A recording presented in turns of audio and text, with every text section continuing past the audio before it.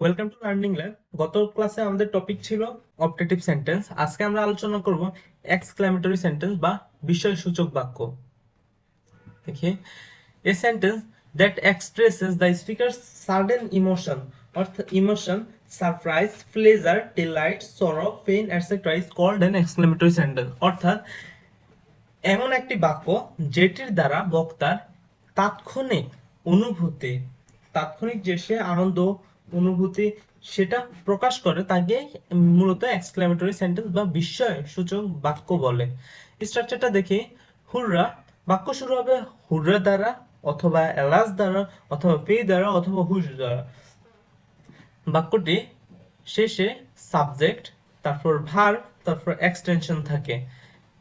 আরেকটি স্ট্রাকচার হচ্ছে বাক্য শুরু হয় ওয়ার্ড দ্বারা, ওয়ার্ডের পরে A N plus adjective plus noun, শেষে সাবজেক্ট, তারপর ভার্ব, শেষে নোট অফ এক্সক্লেমেশন মার্কটা বসে। বাক্য শুরু হবে হাউ দ্বারা, তারপর অ্যাডজেক্টিভ, অ্যাডভার্ব অথবা adverb plus subject plus verb. অর্থাৎ এর একটা কমন বিষয় আছে, শুধু এই সেন্টেন্সটি বাদে বাকি সব সেন্টেন্সের হোয়াট আর হাউ দ্বারা যে সকল সেন্টেন্স শুরু হয় এই সকল সেন্টেন্সের সাবজেক্ট আর ভার্ব বাক্যের শেষেই থাকে। এক্সেপশনাল কিছু স্ট্রাকচারও আছে, সেটা একটু খেয়াল করি। বাক্যটি শুরু হবে সাবজেক্ট দ্বারা, তারপর ভার্ব, তারপর সো, অ্যাডজেক্টিভ, শেষে exclamation mark, subject, verb, such plus a বা an plus adjective plus noun. অর্থাৎ সাচ যখন থাকে তখন সাচের পরে এ বা এন আর্টিকেল বসে, অ্যাডজেক্টিভ বসে, তারপর নাউন বসে, এক্সক্লেমেশন মার্কটা বসে।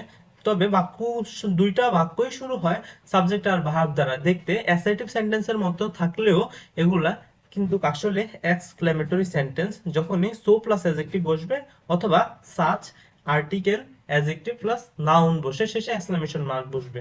ঠিক আছে, ওকে। আমরা একটু দেখি example. হুররা, I have got my lost phone.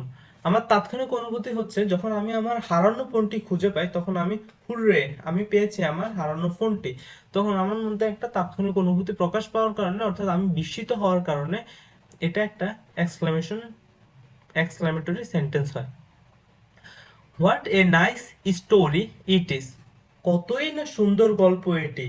What, বাক্যটি শুরু হয়েছে হোয়াট দ্বারা, তারপর article a, nice adjective, noun, subject, verb, extension. Okay,